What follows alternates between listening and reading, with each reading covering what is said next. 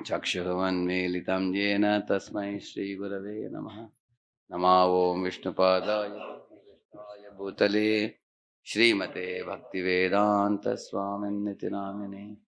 नमस्ते सारस्वते देवे गौरवाणी प्रचारिणे निर्विशेषा शून्यवादी पाश्चात्यदेशतारिणे। वाञ्छाकल्पतरुभ्यश्च कृपा सिन्धुभ्य एव च पतितानां पावनेभ्यो वैष्णवेभ्यो नमो नमः।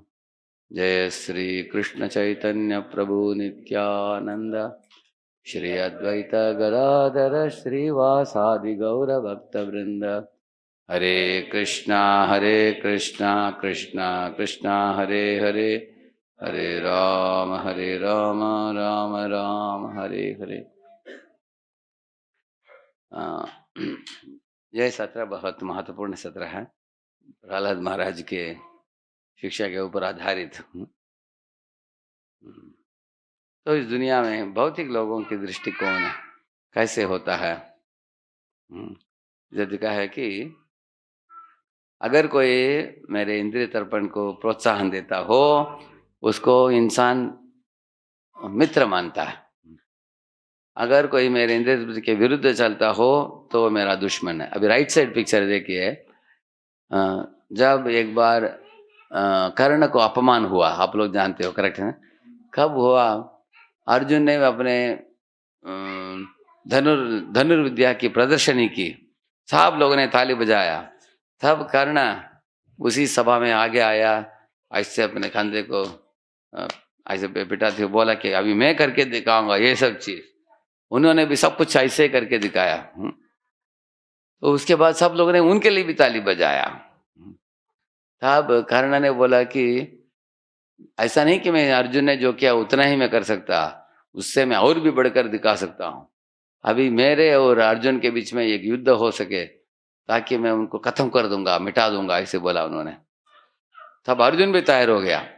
तब कृपाचार्य ने देखा कि दो बड़े योद्धा युद्ध करके मरने जा रहे हैं, रोकना चाहिए। उन्होंने तुरंत एक प्रश्न उठाया, हे कर्ण, तुम किस जाति के हो? सिर्फ क्षत्रिय लोगों के बीच में ही युद्ध हो सकता है, अगर तुम क्षत्रिय वंश में नहीं आते हो तो तुम इसके साथ युद्ध करने के लिए तुम योग्य नहीं हो, ऐसे बोला उन्होंने। तो ये बात सुनकर कर्ण का सर झुक गया। उस समय दुर्योधन सामने आया, बोला कि ऐसा मत सोचो कि ये सिर्फ सुतपुत्र है, एक रति का पुत्र है, रथ चलाने वाले का पुत्र है। मैं इसको आज क्या करता हूँ, अंग देश का राजा कर मैं घोषणा करता हूँ, ऐसे उन्होंने क्या किया। इसका मतलब क्या है, दुर्योधन ऐसे क्यों किया? दुर्योधन सोच रहा था कि अर्जुन को मारना मुश्किल है, लेकिन ऐसे एक बड़े योद्धा को अपने पॉकेट में डाल लेंगे, बाद में काम में आएगा। इसका मतलब इस दुनिया में इंद्रिय तृप्ति के लिए लोग मैत्री जोड़ते हैं। अगर कोई इंद्रिय तृप्ति को प्रोत्साहन नहीं देगा तो वही दुश्मन बन जाता है उसका। जैसे लेफ्ट साइड में देखिए, ये जो रावण के सब मिनिस्टर लोग हाँ में हाँ मिला दिया जब उन्होंने सीता को लाया था, लेकिन ये एक व्यक्ति था रावण के व्यवहार को देखकर नाखुश हुआ। कौन, कोई जानते हैं? विभीषण, उनका खुद का भाई। लेकिन रावण ने बोला, अरे धूर्त, देखो मेरी सभा के सब मंत्री मान रहे हैं मेरी बात, तुम एकमात्र व्यक्ति हो तो मानते नहीं हो। ऐसे बोलकर रावण ने उनको लात मारा पेट में, ऐसे बताया गया रामायण में। बोला कि निकल जाओ वो मेरे सभा से, अभी तुम आज से मेरे भाई नहीं हो, बोला। इसका मतलब है अगर कोई हमारी भलाई के लिए भी कुछ बोलता हो, अगर हमारे इंद्रिय तृप्ति के विरुद्ध कुछ बोलता हो तो हम उनको दुश्मन मान लेते हैं। ये बात इधर बताया गया है दोनों में। अर्जुन और कर्ण में, सॉरी, दुर्योधन और कर्ण में मैत्री जुड़ रहा है इधर। लेकिन मैं आप लोगों को एक प्रश्न पूछूंगा। जब दुर्योधन ने बोला कर्ण को, हे कर्ण, Bhishma Pitamah commander in chief के रूप में सेनापति हैं सेना के, तुम उनके साथ रहकर प्रोत्साहन दो उनको, ताकि दोनों लड़ेंगे तब पांडवों को हम जीत पाएंगे। क्या उन्होंने की बात माना कि नहीं? क्या बोला उन्होंने, मालूम है आपको? क्या बोला उसने उनको? क्या बोला उनको? उसने बोला वो बुढ़ा है, अगर मैं युद्ध करके लोगों को मारूंगा लेकिन यश मिलेगा उसको, हाँ, इसलिए जब वो उतरेगा नीचे तब मैं जाऊंगा, ऐसे बोला उसने। समझना आपने? देखिए आप लोग कांग्रेशन के कमेटी के लीडर्स हैं, आप लोग साथ में आते हो, हम लोगों को इसमें सीखने लायक बहुत महत्वपूर्ण चीज़ है। एक बार हमारे मंदिर में युवकों का एक प्रोग्राम चल रहा था, उसमें 400-500 युवक आए थे। जो व्यक्ति एमसी बनकर, एमसी का मतलब है मास्टर ऑफ सेरेमनी, बनकर अनाउंस करेगा, आप लोग जानते होंगे जो मास्टर ऑफ सेरेमनी होता है उसको क्या बोलते हैं, सूत्रधार, हाँ? चलते फिर तो ये स्टेज में स्टाइलिशली अनाउंस करता है सब लोगों को, ये करते हुए, संबोधित करते हुए। तो वो व्यक्ति ट्रैफिक में अटक गया, वो आ नहीं पाया मंदिर में। तो वो बोला कि प्रभु जी बड़ा ट्रैफिक का पता नहीं, मैं आते आते और आधा घंटा लग जाएगा, बोला उसने। तो और एक लड़का था, उसको इन लोगों ने पूछा कि प्रभु जी आप कर सकते हैं क्या? क्यों नहीं प्रभु जी, मैं कितने साल से तरस रहा हूँ इस सेवा के लिए, अभी आपने दे दिया है। तुरंत आ गया भागते हुए वो, और टिप टॉप अच्छे कपड़े पहन लिया, स्टेज में आया, माइक लेकर माइक घुमाने लगा, जो ऐसे ऐसे भागते हुए दौड़ते हुए लोगों को बहुत एंटरटेन किया उसने, हाँ। और इतने में उनका फोन आ गया, किसका? तो मास्टर से मेरे को बोला कि प्रभु जी ट्रैफिक था बहुत, लेकिन अभी ट्रैफिक मिट गया और मैं पहुंच गया, थोड़ा 5 मिनट लेट आया मैं, है? अभी मैं तैयार हूँ सेवा के लिए। तो तुरंत हमारे भक्त लोग स्टेज के बाजू में गए, बोले कि प्रभु जी आ जाओ आ जाओ, आप आ जाओ, हाँ। और वो व्यक्ति आ गया, बोला। इसको इतना बुरा लगा उसको, है कि चांस दिया मुझे, लेकिन 5 मिनट में वापस ले लिया वही सेवा।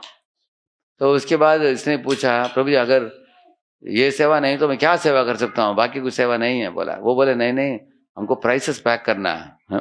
भक्तों को देने के लिए प्रोग्राम के एंड में, आप भी आओ प्राइस पैक करो। वो बोला क्या प्रभु जी, वो रहेगा स्टेज के ऊपर बात करेगा और हमको पैकिंग करना पीछे प्राइस, कोई देखेगा भी नहीं कौन पैक किया। इसका मतलब उसको क्या चाहिए था, उसको, हाँ, उसको लाइमलाइट चाहिए था। लाइमलाइट का मतलब है स्टेज में सब लाइट लगना चाहिए मेरे ऊपर और मैं सबके सामने ड्रामा करूंगा ऐसे। तो इसका मतलब है वो इस व्यक्ति को दुश्मन माना, अरे आ गया, पहुंच गया, मेरा चांस चला गया, हाँ, ऐसे। तो इस तरह भक्तों के बीच में भी कभी कभी स्पर्धा होता है, समझा ना आपने? हाँ, ये स्पर्धा अच्छा है बुरा है? बुरा है, अच्छा नहीं, समझा ना आपने? ये स्पर्धा अच्छा नहीं है, क्योंकि इस तरह अगर स्पर्धा करेंगे भक्त लोग आपस में, अभी कर्ण और दुर्योधन के बीच में लग रहा है कि वो मित्र बन रहे हैं निकट, हाँ? लेकिन आप देखेंगे जब कर्ण को चाहिए था, दुर्योधन को चाहिए था, हे कर्ण मैं विनती करता हूं आप और भीष्म साथ में एग्जर्ट करो, पूरा लड़ाई करो, वो तैयार नहीं था वो, हाँ? तो मतलब है friend in need is a friend in deed. क्या वो फ्रेंड था क्या? वो फ्रेंड नहीं, वो अहंकार के वश में आ गया, बोला कि मैं भीष्म पितामह जब तक नीचे उतरेंगे नहीं मैं युद्ध में जाऊंगा नहीं, बोल दिया उसने ऐसे। तो हम देख सकते हैं ऐसे, तो इसलिए दैट मीन्स, इसलिए आप समझ सकते हैं फ्रेंडशिप एंड एनमिटी। अभी रावण के लिए कौन चाहिए? यस मैन चाहिए। यस मैन जानते हैं आप लोग? हाँ में हाँ मिलाने वाला हमारे मित्र हैं, कोई हमारे विरुद्ध कुछ बोलेगा तो शत्रु। अभी उदाहरण के लिए देखते हैं, अभी आप लोगों का जन्माष्टमी मीटिंग होता है आपका, सब लोग बोलते हैं जन्माष्टमी में हमें पैकेट देना चाहिए, प्रसाद पैकेट करके देना चाहिए, हजारों लोग आते हैं, हर एक को प्लेट में देंगे तो बैठने के लिए भी जगह नहीं, ऐसे बोलते हैं। ये एक व्यक्ति हाथ ऊपर सब बोलता है मुझे पैकेट नहीं चाहिए, पैकेट के लिए अननेसेसरली हम पैसा की बर्बादी है, नहीं करना चाहिए, वो बोलता है। तो कभी कभी भक्तों को बुरा लगता है, अरे सब लोग मान रहे हैं, तुम क्यों मानते हो नहीं हो, हाँ? तुम क्यों बीच में पड़ रहे हो? देखिए वो पैसा के बारे में देख रहा है, वो बोल रहा है कि प्रभु जी एक पैकेट के लिए 5 रुपया, अगर हम लोग अगर 10,000 लोगों को देते हैं कितना चला गया पैसा, हाँ, 50,000 चला जाएगा मंदिर की, पर पैसे की बर्बादी क्यों करते हैं हम, हाँ? हाँ? हम क्या करना चाहिए, हम क्या करना चाहिए? जब पत्तल में दे देने का, 1 रुपये में हो जाएगा, 5 रुपये के बदले। तो वो सही सोच रहा है गलत सोच रहा है, आपको क्या लग रहा है? आपको सही सोच रहा है ना, क्योंकि वो मंदिर पैसा को बचाना चाहता है, लेकिन बाकी लोगों को अच्छा नहीं लगता। लोग क्या बोलते हैं, अरे सब लोगों को हाँ में हाँ मिलाना चाहिए, है? कोई भी मना नहीं करना चाहिए, इससे लोग सोचते हैं। लेकिन हमको सोचना चाहिए कि कभी कभी भगवान अलग अलग भक्तों के द्वारा कुछ नए क्रिएटिव आइडियाज भी लाते हैं। इसलिए हम नहीं सोचना चाहिए कि अगर अभी रावण ने सोचा कि विभीषण सब लोग मान रहे हैं तुम नहीं मान रहे हो इसलिए मेरा दुश्मन हो ऐसे बोला उसने, रावण ने। दूसरा है based on material designation we make friendship. अभी देखिए अगर मीटिंग में अगर कोई ब्लैक आदमी है जो अफ्रीकन आदमी है और दूसरा वाइट आदमी है जो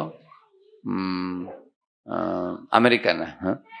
तो कभी कभी अमेरिकी और अफ्रीकन लोगों के बीच में पहले ये हुआ है, करेक्ट है ना? क्योंकि अमेरिकी लोगों ने उनको गुलाम बनाया उनको, इसलिए। लेकिन वो तो पुरानी बात है। हम भक्त बनने के बाद देखना नहीं चाहिए कि कौन ऊंचा जाति का है कौन नीचे जाति का है, कौन पढ़ा लिखा है कौन अनपढ़ है, कौन गोरा है कौन काला है, और कौन धनी व्यक्ति है कौन गरीब व्यक्ति है, ये सब नहीं देखना चाहिए हमको। मीटिंग में सब लोग बैठकर बातें हम करते हैं, we should see everybody as a soul servant of Krishna, ये भावना से देखना चाहिए, ये पॉइंट है। तो प्रहलाद ने बोला अपने पिताजी को, कुछ लोग मैत्री जोड़ रहे हैं, इधर देखिए आपने पिक्चर देखा है, दोनों हाथ जोड़ रहे हैं लेकिन क्या मित्र है क्या? वो मित्र नहीं है, हाँ? दोनों योजना बना रहे हैं तुमसे मैत्री जोड़कर तुमको मारूंगा, ऐसे। तो इस दुनिया में हर एक इंसान कुछ लोगों से मैत्री जोड़ना चाहता है कुछ लोगों से दुश्मनी रखता है। इधर उदाहरण दिया आपके लिए एक एक्टिविटी, आपको क्या करना चाहिए, आपको बोलना पड़ेगा कि धृतराष्ट्र के लिए किसको उसने मित्र माना। ये कॉलम में देखिए, सेकंड इधर से सेकंड कॉलम में देखिए, किसको उसने मित्र माना? दुर्योधन का मित्र माना, करेक्ट है ना? मेरा ही बेटा है, ऐसे। और शकुनी को भी मित्र माना उसने, करेक्ट, क्योंकि शकुनी उनको हमेशा आइडिया देता था पांडवों को कैसे हटाना, ऐसे। दुशासन को भी अपना फ्रेंड माना, करेक्ट है ना? हाँ करेक्ट। इसी तरह किसको शत्रु माना उसने? हाँ कृष्ण को भी, और पांडव, भीमा, अर्जुन, पांडव, ये सब लोगों को माना है। ऐसे आपको पकड़ना पड़ेगा आंसर। अभी कर्ण, हाँ दुर्योधन, करेक्ट। और शकुनी के साथ उसकी दुश्मनी थी, करेक्ट। अर्जुन के साथ भी, करेक्ट ना, उसके दुश्मनी थी, करेक्ट। अच्छा तीसरा अश्वत्थामा, किसको फ्रेंड माना? किसको? हाँ दुर्योधन मेरा फ्रेंड है सोचा उसने, करेक्ट है ना, करेक्ट। और राइट साइड में उसका एनिमी किसको मारा? हाँ पांडवों के बच्चों को मारा उसने, करेक्ट है ना। और हिरण्यकशिपु, हाँ शांड हमारे का बस अपना आदमी है, हमारे आदमी है, ये मैं तू, ऐसे भावना से देखा उसने हमारा आदमी। और हिरण्यकशिपु दुश्मन कौन माना? हाँ नरसिम्हा और प्रहलाद भी, बाद में प्रहलाद भी उसके दुश्मन बन गया, बेटा ही था। वो क्या बोला बेटे के बारे में, अरे अगर ये उंगली सड़ गया कुछ व्याधि के कारण उसको काट ही देते हैं ना, इस तरह हो सकता है मेरा बेटा, लेकिन विष्णु की भक्त होने के कारण उसको काट देना ही अच्छा, ऐसे बोला उसने। अपने बेटे को ही कोई भी पिताजी बच्चे को अपना मानता है, करेक्ट है ना, लेकिन हिरण्यकशिपु नहीं माना क्योंकि उसने सोचा कि ये मेरा दुश्मन है, ऐसा सोचा उसने। और चित्रकेतु की रानियां बताइए किसको फ्रेंड माना? चित्रकेतु को बहुत प्रेम करती थी वो, लेकिन उनको लगा कि वो हमारी और परवाह नहीं करता है वो, क्योंकि उस अटैच हो गया वो किसके साथ, सोचा उन्होंने कृतद्युति के साथ, इसलिए चित्रकेतु के रानियों ने किसको दुश्मन माना? हाँ हर्षशोका, कृतद्युति की बेटा के कारण ये राजा हमारी ओर ध्यान नहीं दे रहा है। और उन्होंने सोचा कि राजा हम लोग को नौकरानी जैसे ट्रीटमेंट देता है, कृतद्युति को रानी जैसे ट्रीटमेंट देता है, ऐसे। ऐसे हम देखते हैं एक अध्यक्ष था मंदिर के, उनके ग्रुप में उनके बच्चों को सिखाने वाली कुछ 10-12 माताएं थी। हाँ? उसमें एक माता जी बहुत बढ़िया बच्चों को प्रचार करती थी, उनके ग्रुप में लगभग 50-60 बच्चे आने लगे। हाँ? और बाकी माताओं के ग्रुप में 10-12-15 बच्चे थे, इनके ग्रुप में 50-60 थे। तो ये अध्यक्ष ने बहुत प्रशंसा की उस माता की। आप सब बाकी माताएं हैं, आप सब देखो, इस माता को देखो, कितना बढ़िया प्रचार करती है बच्चों को। आप लोग जाकर उसके क्लास में बैठो, आप भी देखो, सीख लो वो कैसा आइडिया है, वो क्या आइडिया से वो प्रचार कर रही है। हाँ? आप लोग आइडिया मिल जाएगा, और आप भी अपने बच्चों के प्रोग्राम को संख्या को वर्धन करो, ऐसे बोला उन्होंने। एक्चुअली ये बहुत आवाज कर रहे हैं, आप लोगों को सुनाई नहीं देगा, सुनाई दे रहेगा आपको? It's not disturbing to you? No problem, no problem. मैंने एक प्रश्न पूछा, किसने सुना आप लोगों ने? कितने लोगों ने सुना? अभी एक प्रश्न पूछा मैंने, आपने सुन लिया ना? आधा लोग ही सुने हैं, आधा लोग सुन नहीं पा रहे हैं।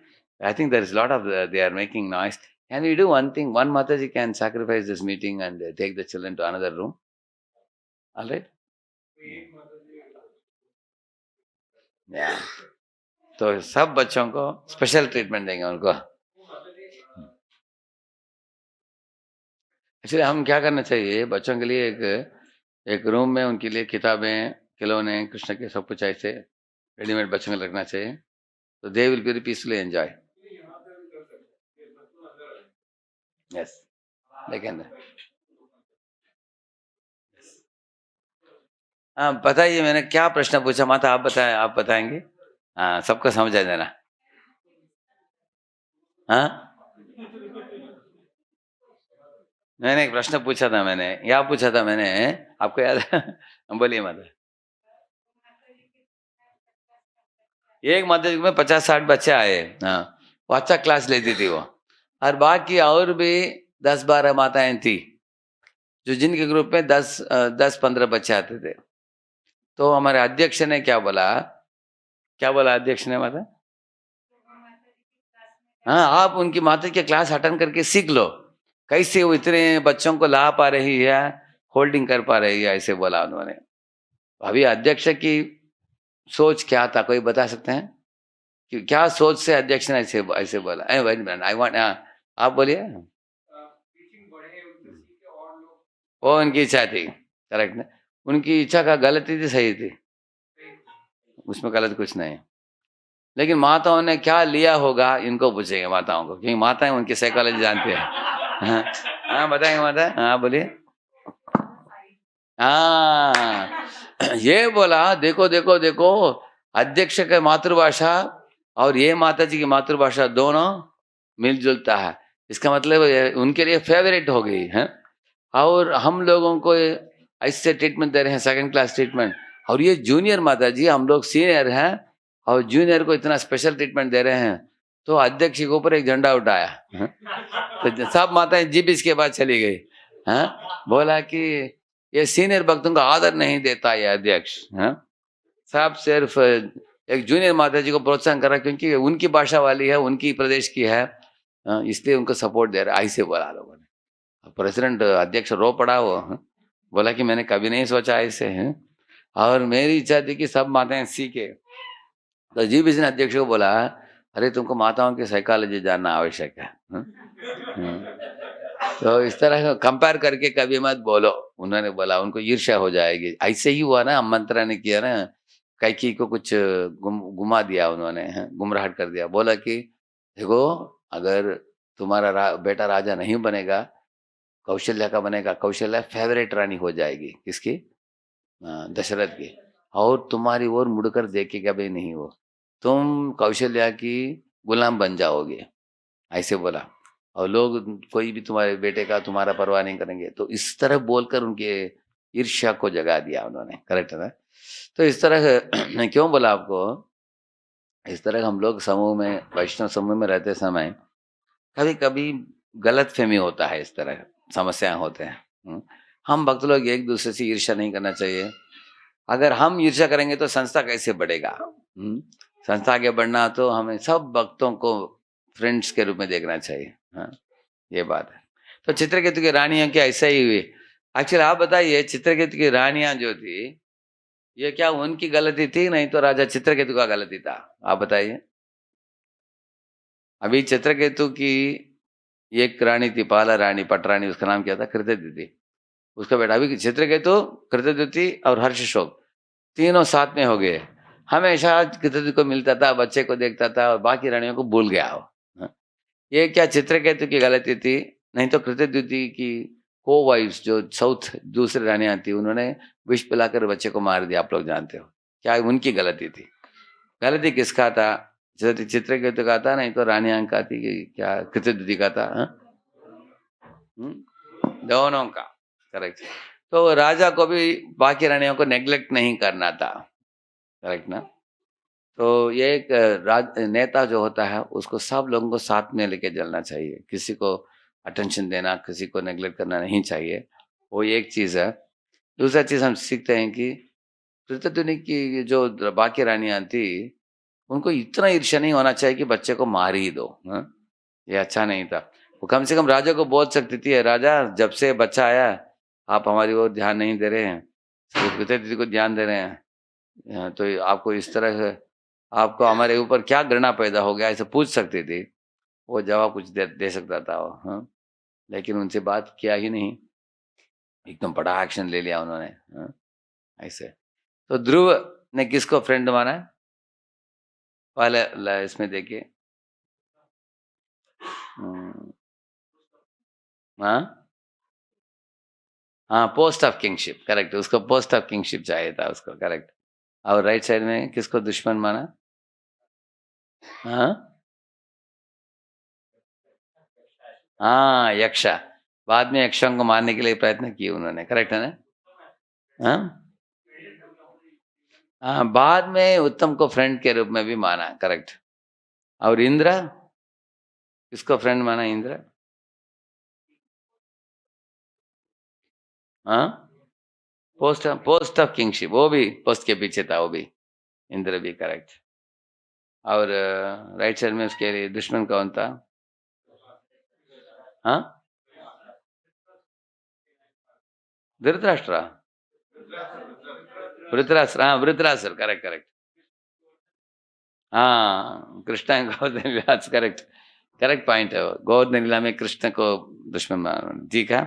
और विश्वामित्र ने किसको फ्रेंड माना?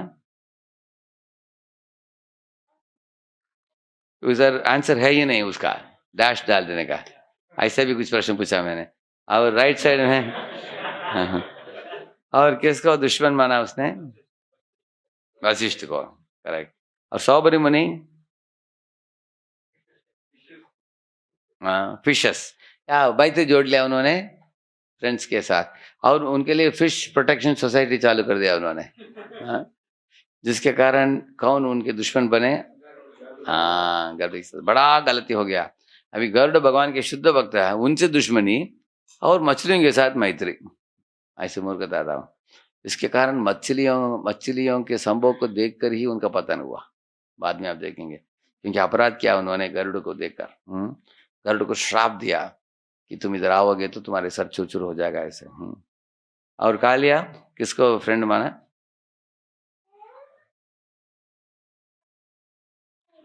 एक्चुअली इधर आंसर नहीं है उसका, और एक आंसर ऐड करना था, यमुना ऐड करना था, क्योंकि यमुना में उसका आश्रय मिला उसको। करेक्ट है ना, कालिया को? क्योंकि यमुना में ये नहीं आ सकता, कौन? गरुड़ नहीं आएगा, इसलिए उसके लिए वो यमुना फ्रेंड है, यमुना ऐड कर देंगे उसमें आंसर में। और उसके दुश्मन किसको माना? हाँ, गरुड़ी को। और हाँ, कृष्ण को भी, करेक्ट। सॉरी। और शिशुपाल किसको फ्रेंड माना? दुर्योधन को फ्रेंड माना। और एनिमी? हाँ, करेक्ट। इस तरह हर एक इंसान बना लेता है, मेरे लिए ये फ्रेंड है, एनिमी है, ऐसे। तो प्रहलाद महाराज बताते हैं कि सब लोग भगवान के दास हैं, इसलिए सबको समता से देखना चाहिए। हाँ, इसको बोलते हैं इक्वल ट्रीटमेंट एंड इक्विपॉइज्ड। तो देखिए, सब परमात्मा सबके हृदय में विराजमान है, सबको एक समान हमें देखना चाहिए, ऐसे बताते हैं। ऐसा नहीं कि एक ग्रुप को फ्रेंड माना, दूसरे को दुश्मन माना। इसलिए पिताजी को उन्होंने बोला, पिताजी हमारे मन को छोड़कर दूसरा दुश्मन नहीं है, मन ही कारण है हमारे सब समस्याओं का। मैं इसको समझाऊंगा आगे जाकर, आपको समझ में आएगा आपको। अभी देखिए, इंडियन डिवोटीज क्या सोचते हैं आपको क्या बोलना है? Give examples of persons who even within religious movements consider someone their enemy because of the above principle. Also write what makes them quarrel or have differences on right blank. एक answer आपको बोलता हूँ. अभी Indian devotees सोचते हैं कि foreign devotees हैं, उनके साथ उनको बोलते हैं कि ये पाश्चात्य का है, ऐसे वो लोग बोलते हैं. और इस तरह वो पक्षपात करने का कारण क्या है, कोई बता सकते हैं? समझ ना आपने? हाँ, तो पक्षपात क्यों करते हैं? वो सोचते हैं कि हम लोग बड़े कल्चर्ड हैं, हाँ, और ये लोग कल्चर मालूम नहीं. कभी कभी प्रसाद खाते हैं, ऐसे एक टिश्यू पेपर लेकर ऐसे कर देते हैं, हाथ धोते नहीं. हम कल्चर में बड़े हैं, ऐसे इंडियंस को लगता है. दूसरा है फॉरेन लोगों को श्लोक का उच्चारण उतना ठीक तरह से कर नहीं पाते हैं वो लोग, हाँ. तो ये लोग इंडियन सोचते हैं कि हम संस्कृत पढ़ा है, हमारा श्लोक बहुत बढ़िया, हम बोल सकते हैं. ऐसे थोड़ा गर्व है इंडियंस को, हाँ. और वो सोचते हैं कि पाश्चात्य देश के लोगों को ज़्यादा बहुत वेदों के बारे में मालूमात नहीं है, उतने पढ़े लिखे नहीं है, हरे कृष्णा गाते हैं बस, हाँ. लेकिन हम लोग हरे से आचार्यों का टीका पढ़ा है, हम गीता भागवत अनेक पुराण पढ़ा है, हमको महाभारत मालूम है, रामायण मालूम है, हम श्लोक कोट कर सकते हैं. इस तरह इंडियन डिवोटीज को कभी कभी ऐसे लगता है कि हम ज़्यादा आगे पहुँचे हुए हैं. तो आपको क्या करना पड़ेगा अभी आंसर में? अभी आपको बोलना पड़ेगा कि पाश्चात्य देश में जन्मे भक्तों की महिमा बोलना पड़ेगा आपको, ताकि अभी मैंने आपको जो भी बोला उसको नलीफाई कर सकते हैं आप. समझे ना आपने? तो एक इधर से लेंगे, उधर से लेंगे, माताओं से दो दो लेंगे. प्रभु जी से कोई ना या कृष्ण मिले तभी भी हम भक्ति ठीक से नहीं कर रहे हैं. करेक्ट. उनके कल्चर में कृष्ण नहीं थे, तभी भी उन्होंने इतने पकड़ अच्छे लिया से उन्होंने. एक्सेप्ट किया. करेक्ट. हरि बोल. अब आता हूँ से एक लेंगे ऐसे ही पॉइंट. भाषा देश में जन्मे लोगों को कैसे आप गुणगान कर सकते हैं? कोई समझा आपने प्रश्न? Any special point? नंबर ये मत.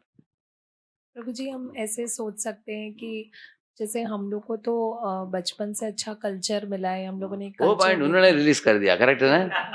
करेक्ट है ना? उन्होंने रिलीज कर प्रभु जी, दिया. हम ये भी देख सकते हैं कि जैसे वहाँ पे उन लोग को माहौल थोड़ा अलग डिफरेंट रहता है, वो लोग बाहर घूमने वगैरह हाँ, निकलते वो हैं. बोल सकते हैं एम्बियंस. अब इधर जो ये पुण्य भूमि है, भारत प्रभु भूमि पुण्य भूमि, योग भूमि है, उनका भोग भूमि है. और उस भोग भूमि में भी भक्ति किया है तो आसान काम नहीं है वो. इजी नहीं है. हाँ. वो बोल सकते हैं. करेक्ट. हरि बोल. और एक कोई? They have more faith on Prabhupada. हाँ, उनके प्रभुपाद की ओर बहुत गहरा प्रेम है. हरि बोल. और भारत में अनेक लोग प्रभुपाद को छोड़कर अनेक लोगों को प्रशंसा करते हैं. प्रभुपाद के ऊपर उतना गहरा अटूट विश्वास नहीं है, उन लोगों का बड़ा विश्वास है. करेक्ट, सही बोला आपने. और कोई पॉइंट आपको? एक उनको दीजिए माइक. हाँ. हरे कृष्ण प्रभु हरे जी. कृष्ण. जैसे अगर मतलब किसी का खाली माइंड है और किसी का मतलब भरा हुआ है पहले से ही. करेक्ट है. हाँ, तो भारत में इतने चीजें के वो लोग ये लोग पढ़े हैं, उसको निकाल कर कृष्ण को घुसाना बहुत मुश्किल लगता है. yes. लेकिन वो लोगों का कृष्ण के बारे में बोला प्रभु ने, देवताओं के बारे में पूछा भी नहीं, वो लोगों ने तुरंत मान लिया. इसलिए वो श्रेष्ठ है. हरि बोल. ऐसे मृदंग बोलते हैं ना, कोई किसी को ऑलरेडी कुछ उटपटान मृदंग का स्टेप मालूम है, उसको Yes. सुधारना मुश्किल Yes, है. yes. करेक्ट. तो इस तरह हम लोग हर एक को बोलेंगे. अभी एजुकेटेड डिवोटीज किसके बारे में बुरा सोचते हैं? अनएजुकेटेड, जो अंगूठा छाप उनके बारे में. तो आप ऐसे एजुकेटेड डिवोटीज जो गर्वी हैं उनको क्या बोलेंगे अंगूठा छाप लोगों के बारे में, ताकि एजुकेटेड डिवोटीज को उनके ऊपर भी आदर सम्मान बढ़े. समझा ना आपने? अभी कोई इधर एक ले सकते हैं. आप क्या बोलेंगे? माइक में बोलिए. Hare Krishna Prabhuji. Prabhuji, they are more humble and like educated devotees as well. We have like more entanglements. And correct. ये जो गांव से आते हैं अनपढ़ व्यक्ति, वो एकदम अनेक लोग बहुत नम्र रहते हैं, सिंपल रहते हैं एकदम. लेकिन पढ़े लोगों को गर्व चढ़ जाता है, मैं बड़ा पढ़ा लिखा हूँ ऐसे. हरि बोल. Correct point. हमने भी देखा है निगड़ी में एक मंदिर है, उधर गांव के लोग नाचते हैं गाते हैं जोरदार, उनको कुछ शर्म नहीं है, कुछ ये उनको संकोच नहीं है. हाँ, वो लोग बहुत स्वाभाविक रूप से भक्ति को पकड़ लेते हैं वो लोग. हाँ, गांव के लोग. वे शहर के लोगों को भक्ति में गंभीर बनाने के लिए बहुत टाइम लगता है। करेक्ट। और कोई? अम्मा जी बोलिए माता, आपको एक पॉइंट मिल गया आपको? ओके, मिल गया आपको एक पॉइंट कुछ? ओके, इधर से इस साइड में। हाँ, दो तीन पॉइंट है। बोलिए बोलिए, माइक दीजिए। जो एजुकेटेड हम लोग बोलते हैं वो तो मटेरियल एजुकेशन के रिस्पेक्ट में बोलते हैं, करेक्ट। जिसका स्पिरिचुअल लाइफ से ऐसे डायरेक्ट कनेक्शन तो है नहीं। एंड भक्ति विनोद ठाकुर टेल्स की ये तो बैगेज है, तो इस हिसाब से वो लोग बैगेज फ्री है। हाँ, बैगेज फ्री। हरी बात। ये एक उपाधि बन जाता है, ये गधा बोलते हैं वो। हाँ, भक्ति विनोद ठाकुर विद्या विलासे कटायनो काला, ऐसे उस गीत में गाते हैं। बोलते हैं कि वारदे के एक ना भक्ति विनोद, उसमें लिखते हैं ना, इस तरह ये जड़ विद्या वैभव मायारा वैभव ऐसे बताते हैं। हाँ, ये गधा बनाया बोलते हैं, तो ये बड़ा उपाधि बन जाता है। उन लोगों के लिए उपाधि नहीं है, बैगेज फ्री है वो। अच्छा बताया आपने। और कोई पॉइंट? हाँ, पीछे उनको अलग प्रूफ कर दीजिए। एजुकेटेड लॉजिकल थिंकिंग पे जाते हैं, जनरली साइंटिफिक आंसर्स चाहते हैं। करेक्ट। और जो अनएडुकेटेड होते हैं वो भक्ति भाव पे जाते हैं। और लेकिन आप ऑपोजिट पॉइंट बोल दिया। मैंने क्या पूछा था, अभी एजुकेटेड डिवोटीज थोड़ा गर्वित हो जाते हैं, वो अनएजुकेटेड डिवोटीज के बारे में आलोचना करते हैं। तो इसलिए एजुकेटेड डिवोटीज को अनएजुकेटेड डिवोटीज की गुणगान बोलकर उनको आदर पूर्वक देखने की दृष्टिकोण हमें प्रदान करना चाहिए। अभी आपने जो बोला, एजुकेटेड डिवोटीज लॉजिकली देखते हैं, इससे क्या है, एजुकेटेड डिवोटीज का गर्व और बढ़ जाएगा। करेक्ट है? वो बोले हाँ हम तो बहुत लॉजिकल है, ऐसे बोले। करेक्ट है? अभी हम लोग सोच रहे हैं उनके गर्व को थोड़ा कम कैसे करें, उसके लिए हमें पॉइंट चाहिए। हाँ बोलिए।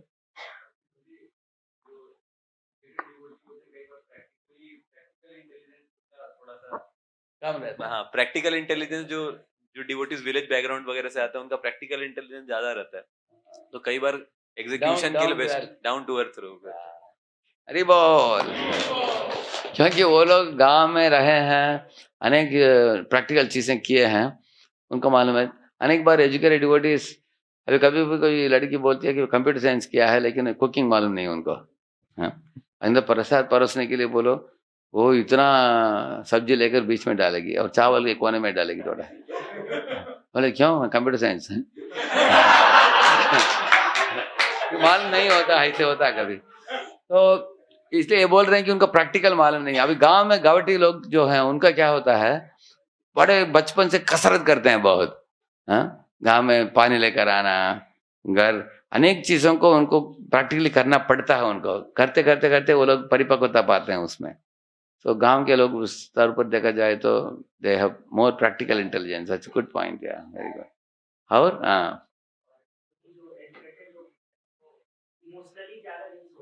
हाँ, बढ़िया पॉइंट बता दिया।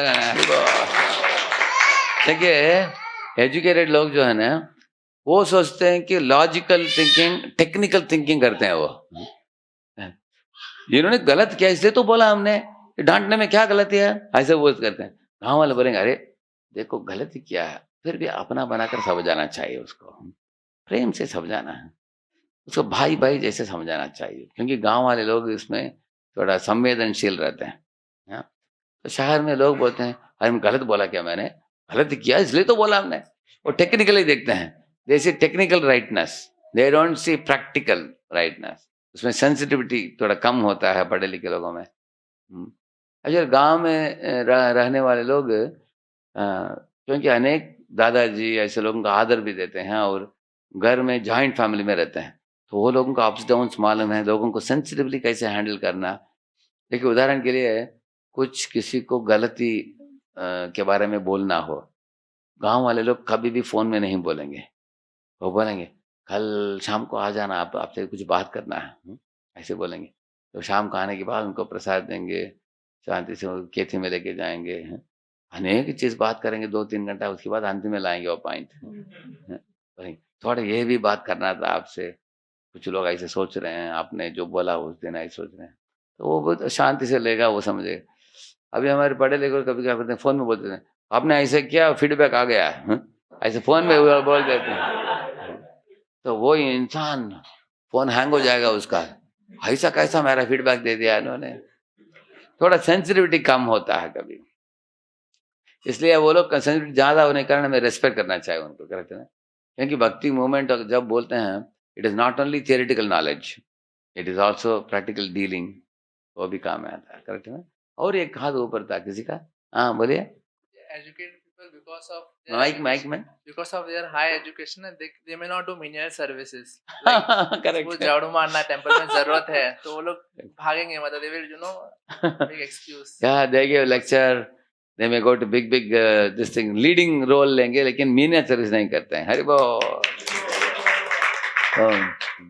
तो मीनियल सर्विस करने से ही नम्रता आता है, नहीं तो व्हाइट कॉलर सर्विस करने से गर्व बढ़ता है। जैसे प्रताप रुद्र खुद झाड़ू मारा भगवान के रथ के समक्ष, करना चाहिए। तो एजुकेटेड वर्ड से सोचना चाहिए कि हम लोग भी थोड़ा मीनियल सर्विस करना चाहिए। ऐसा नहीं कि हमेशा। एक बार एक महाराज आए थे चौपाटी मंदिर में, इस होलनेस कृष्ण क्षेत्र महाराज। तो परम पूज्य रामनाथ महाराज को पूछा उन्होंने, महाराज जी आपके मंदिर इतना बढ़िया चल रहा है, आपके अध्यक्ष को मैं मिलना चाहता हूँ। महाराज बोले हमारे मंदिर में 4 अध्यक्ष हैं, 4 लोग थे उधर। बोला राधा गोपीनाथ प्रभु, गोविंद प्रभु, सनत महाप्रभु और श्यामानंद प्रभु। तो भक्तों को पूछा उन्होंने, वो भक्त लोग बोले कि 3 लोग बाहर गए हैं लेकिन श्यामानंद प्रभु है मंदिर में। ठीक है मैं मिलता हूँ श्यामानंद प्रभु बोले। तो मिलने के लिए गए, वो एक ब्रह्मचारी को पूछा किधर है श्यामानंद प्रभु, तो ब्रह्मचारी उनको लेके गए बाथरूम में है। तो बाथरूम में श्यामानंद प्रभु सफाई कर रहे थे, लेटरिन बाथरूम क्लीनिंग कर रहे थे। वो ऐसे अपने कपड़े को फोल्ड करके क्लीनिंग कर रहे थे। तो महाराज देखा, तुरंत शॉक हो गए, अरे ये अध्यक्ष है क्या? अध्यक्ष बाथरूम में सफाई करता है? तो बड़ा आश्चर्य उनको। तुरंत आ गए रामनाथ महाराज के कमरे में, Maharaj your temple president is cleaning the bathroom. Maharaj बोले सब लोग करते हैं इधर। Okay sir, top to bottom, president से लेकर छोटे से छोटे भक्त से सब लोग बाथरूम सफाई करते हैं, सब लोग झाड़ू मारते हैं, सब लोग बर्तन घिसते हैं, सब लोग पूरी बनाते हैं, कुकिंग करते हैं। हम लोग ये नहीं देखते कौन बड़ा है कौन छोटा है, सब लोग करते हैं। महाराज बोले कि now I know the secret of Chowpatty, ऐसे बोल रहे थे। इधर आप लोग बहुत सब लोगों को सब सेवा में लगाते हो। Educated people are also engaging in menial service, उससे ही नम्रता बढ़ेगा। Very good point, nice point. इस तरह हम देख सकते हैं। और एक पॉइंट है संकीर्तन वॉरियर्स का मतलब है किताब वितरण करने वाले। वो किन भक्तों को कोसते हैं वो लोग? हाँ, डेटी डिपार्टमेंट। हाँ देखिए, ये मेरे पास एक ड्रामा था, बड़ी चेक करना पड़ेगा वो है कैसे। We had the drama, we had respect another devotee service, this is the one, but here these guys okay, this is the one, yeah correct, this is the one। अभी आप लोग देखिए, अच्छा रहेगा। हरे कृष्णा। तो ये है दृश्य एक मंदिर का जहाँ पर श्रील प्रभुपाद मैराथन शुरू ही होने वाले हैं, और देखते हैं मंदिर में क्या क्या चल रहा है। शायद ये मंदिर का स्थिति एक युद्ध के बराबर है, जहां ब्रह्मचारी गृहस्थ सब जुटे हैं श्रील प्रभुपाद के वितरण में, पुस्तक वितरण में। आइए देखते हैं मंदिर में 2 भक्त जो संकीर्तन के अध्यक्ष हैं और किचन के इंचार्ज हैं, सनातन प्रभु और संकीर्तन लीडर जगदानंद प्रभु, उन दोनों के बीच में क्या बातचीत हो रही है। तो सनातन प्रभु जी तैयार है ना? हाँ प्रभु। अब देखिए कल से हमारा मैराथन शुरू हो रहा है और हम लोग जबरदस्त बुक वितरण करने के लिए लगे हैं। अब इस समय में आप लोगों को हमारी सेवा करनी होगी। हम लोग आगे लड़ने वाले सैनिक हैं, हम लोग हमेशा आगे रहते हैं। आप पीछे से धीरे धीरे हमारी मदद करते रहिए और हमारी सेवा करते रहिए, बढ़िया से बढ़िया प्रसादन बनाकर, ताकि हम लोग प्रसाद लेकर हजारों के तादाद में पुस्तकों को वितरण कर सके। समझे ना? तो यस, करेंगे नहीं करेंगे?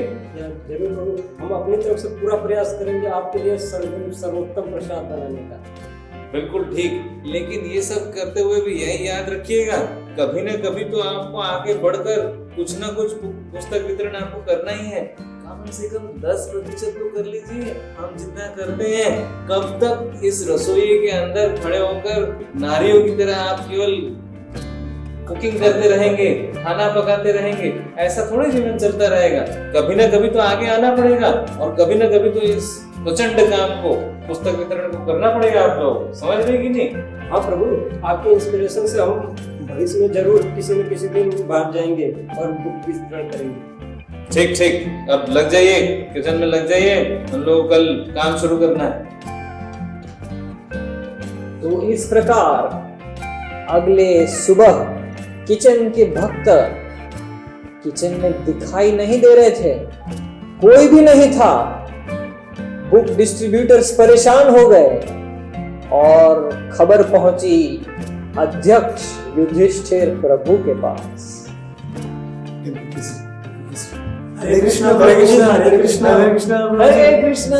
बुक डिस्ट्रीब्यूशन मैराथन की जय, श्रील प्रभुपाद की जय। तो कैसा है हमारा संकीर्तन की आर्मी, तैयार?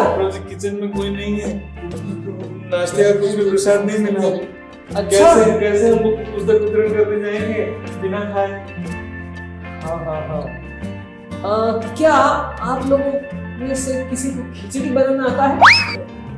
प्रभु जी 3 साल पहले माँ को खिचड़ी बनाते देखा था, कोशिश कर सकता हूँ। फिलहाल किचन में कोई डिवोटी नहीं दिख रहे हैं, क्या आप लोग भी इनकी मदद कर सकते हैं? प्रभु एक बार किचन में कुछ बीमार पड़ गया तो मैं एक बार मिलाया था प्रभु, अब फिर मिला सकता हूँ। अच्छा, हाँ प्रभु, बढ़िया है।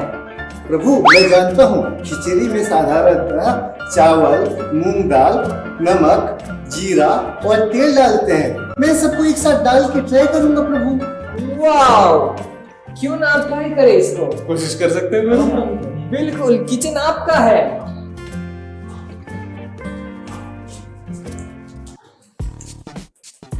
तो इस प्रकार संकीर्तन की टीम गई किचन में और आप देख सकते हैं दामोदर प्रभु मिक्स कर रहे हैं, सभी आइटम्स को हिला के अच्छे से मिक्स कर रहे हैं कढ़ाई में, और जगदानंद प्रभु सब्जी कटिंग में लग गए हैं। और तो और वासुदेव प्रभु ने मिला लिया है सभी मसाले के आइटम। फाइनली आखिरकार खिचड़ी बनके तैयार हो गया है, ऑफरिंग भगवान को भोग चढ़ गया है और बुक डिस्ट्रीब्यूटर्स बैठे हैं प्रसाद ग्रहण करने। और उन्होंने देखा कि राइस तो आधा ही पका है, एकदम कड़क है, नमक बहुत ज्यादा पड़ गया है, कोई खा नहीं पा रहा है, एक कौड़ा भी मुंह में नहीं जा रहा है। उन्होंने अपने हाथ धो दिए और खड़े हो गए खाली पेट। हाय हाय, आज पता चला कि हमारे किचन के भक्तों ने कितनी सेवा की है हमारी। क्या हुआ प्रभु जी? बन गया? भूखे पेट रहना पड़ रहा है, कुछ नहीं बना पाया। कुछ नहीं हो पाया। ओहो, मैं बहुत माफी चाहता हूँ आपसे, मुझे 1 मिनट दे दीजिए, मैं अभी हमारे कांग्रेगेशन डिवोटी को फोन लगाता हूँ और आपका सुबह का प्रसाद तुरंत अरेंज करवाता हूँ। जी प्रभु, जरूर। आज पता चला हमने सनातन प्रभु और दूसरे किचन भक्तों के साथ किस तरह का व्यवहार किया। हमेशा उनको बुरा भला कहते थे। और बोला तो हाँ, हमने कहा कि वो नारियों की तरह किचन में बैठ के कुकिंग करते हैं, कुछ नहीं होगा उनसे। और पता चला इसी समय पे आ रहे हैं सनातन प्रभु बाकी किचन डिवोटीज की मदद से, बना के बड़ा वेसल लाए हैं, खिचड़ी बना के नजदीकी कंपाउंड में बना के लाए हैं। बुक डिस्ट्रीब्यूटर्स को एकदम चौकन्ना कर दिया है, सरप्राइज दे दिया है। और ये प्रसादम बना है उनको थोड़ा प्रसादम से वियोग का महसूस करवाने के लिए। अभी सभी संकीर्तन डिवोटीज बहुत खुश दिख रहे हैं और खिचड़ी और हलवा प्रसाद खा के संतुष्ट दिख रहे हैं। तो क्षमा करना, बहुत बड़ी भूल हो। हमने आपको कितना बुरा भला कहा, नारे कहा, किचन में रहने वाले पीछे से काम करने वाले। आज पता चला आपने अमृत बना के दिया है प्रभु जी। जो हमने बनाया था तो पत्थर थे प्रभु जी, खिचड़ी नहीं था, पत्थर थे। आप तो अमृत दे रहे हो हमको खाने के लिए। नहीं प्रभु जी, ये तो सारी कथा युधिष्ठिर प्रभु का है। उन्होंने हमें बोला था कि अगले वाले कंपाउंड में पकाने के लिए। हमें इसके पीछे का कुछ नहीं पता, सारा चीज उनको ही पता होगा। हरे कृष्णा प्रभु। हरे कृष्णा प्रभु जी। हरे कृष्णा। हरे कृष्णा। ये सुझाव मैंने इसलिए दिया था, मेरा जो इंटेंशन था केवल यही था कि किचन डिवोटीज और संकीर्तन की डिवोटीज के अंदर अच्छे से प्रेम का आदान प्रदान हो। तो मैं तो बहुत ही खुश हूँ कि जो एंड रिजल्ट आया है वो एकदम बढ़िया से आया है। वैष्णवों की प्रसन्नता के लिए और भगवान की खुशी के लिए ही ये आइडिया का सुझाव मैंने किया था। तो आइए अभी हम पूरे जोश से श्री प्रभुपाद की बुक डिस्ट्रीब्यूशन कर सकते हैं मिलजुल के। 2022 मैराथन की जय, श्रील प्रभुपाद की जय, गौर प्रेमानंदे हरि बोल। आज के नाटक दो भक्तों के बीच में है। कैसे था, समझ गए ना आप लोग? कौन बता सकते हैं क्या समझा आपने? Anybody? You understood? Anybody else from congregation devotees? Anybody? आप समझ गए मतलब? हाँ बोलिए।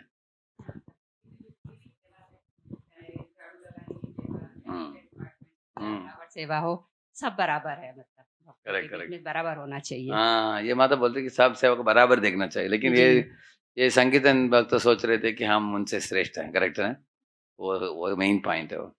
तो उनको नहीं सोचना चाहिए कि हम वॉरियर। देखिए, अगर एक वॉरियर जो युद्ध में जाते हैं उनका भी मलहम पट्टी लगाना होता है जब उनको कुछ घाव हो गया तो।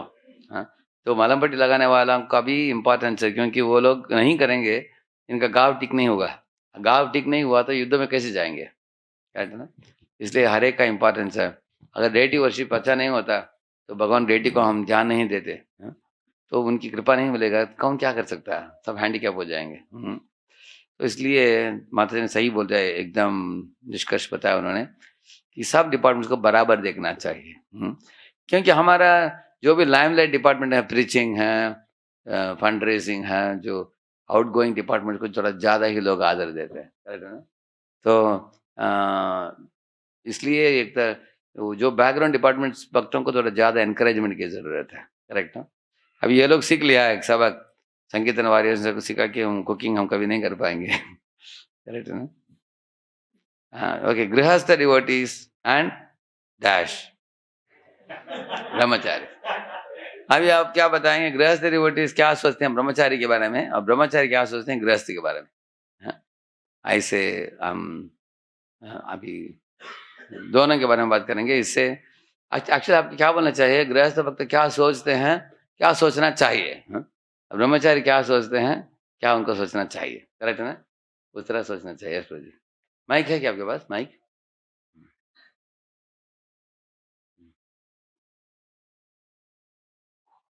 हरे कृष्ण।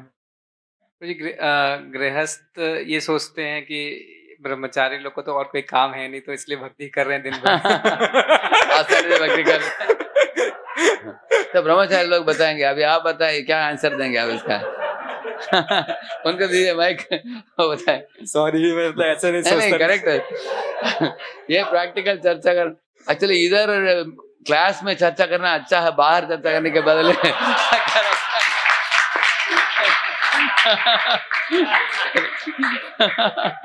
कौन आंसर दे सकते हैं? कोई ब्रह्मचारी, इसका जवाब क्या होगा आपका? कोई कौन आंसर दे सकते हैं?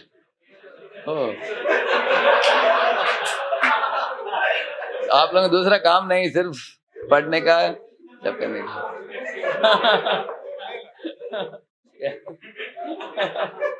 बोलिए। प्रभु जी ने अपने हिसाब से सही बोला। प्रभु जी मतलब लाइक जैसे लोग सोचते हैं कि इन लोगों को कोई काम धाम नहीं है तो दिली भक्ति तो करते ही हैं।